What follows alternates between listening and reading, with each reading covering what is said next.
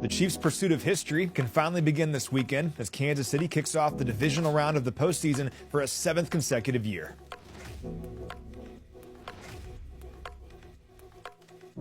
Patrick Mahomes will make his 19th career postseason start on Saturday. He's 15-3 through his first 18 career postseason starts, and with one more win, he'd match Joe Montana for the second most victories among starting quarterbacks in NFL postseason history. Only Tom Brady, with 35, would own more.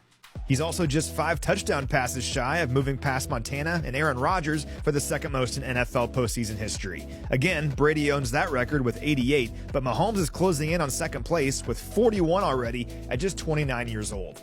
Now, Mahomes and the Chiefs offense will face a Texans defense on Saturday that thrives off two things: takeaways and sacks. We'll start with the takeaways. The Texans forced 29 turnovers this season, 5th most of any team in the NFL, and off those, they scored 100 points. That was 27% of their point total for the entire year, highest rate for any team in the entire league. And last week against the Chargers, they forced 4 turnovers and scored 12 points off those takeaways, 12 of their 32 total points as a team. It's their bread and butter. They've lived off it all year long, and my number one key for the Chiefs in this game is not turning the ball over. The good news for Kansas City, and knock on wood here, is the Chiefs haven't turned the ball over in 7 consecutive games. That's tied with the 2010 New England Patriots for the longest streak of any team without a turnover in the Super Bowl era. And again, my number one key to a Chiefs victory on Saturday is to keep that trend going. Now, looking at the other part of this, it's the Texans pass rush, and they have a good one. They have 49 sacks as a team this year. That's 4th most of any team in the NFL, and 47% of that production came from just 2 players,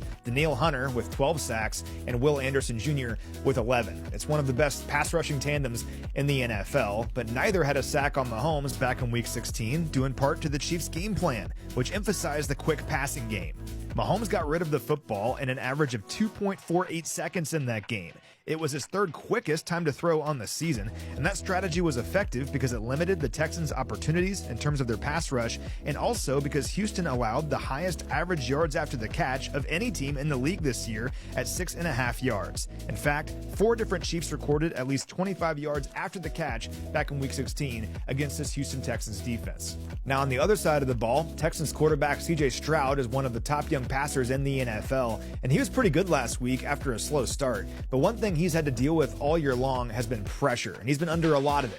He's been sacked the 2nd most times of any quarterback in the league this season, behind only Caleb Williams. He's been sacked at least 4 times on 8 occasions this year, most of any quarterback in the league. And there's a pretty clear demarcation line here. When Stroud was sacked 4 or more times this season, Houston was only 2-6. When he was sacked 3 or fewer times, however, he was 9-1. Now, the one exception was a loss to the Chiefs just a few weeks ago in Week 16. Kansas City only got him to the ground twice in that game, but the Chiefs did generate quite a bit of pressure on Stroud. He was pressured on 48% of his dropbacks in that matchup, even though he was only sacked twice. So kind of a key for the Chiefs here in this game, turn some of those pressures into sacks. It's important to pressure Stroud too, because he has one of the league's best weapons at his disposal in wide receiver Nico Collins. Collins missed 5 games this year, but despite that, he still accounted for 20% of the Texans' total catches, 25% of their total receiving yards, and 35% of their total receiving touchdowns. Collins caught 7 passes for 122 yards and a touchdown last week against the Chargers, and if the Chiefs are to slow down Houston's offense, they gotta contain Nico Collins. So it won't be easy for the Chiefs on Saturday. The Texans are playing good football right now, and they're feeling great after a big win over the Chargers last week. But what an opportunity this is for the Chiefs as Kansas City takes the field with a 7th straight trip to the AFC Championship game on the line.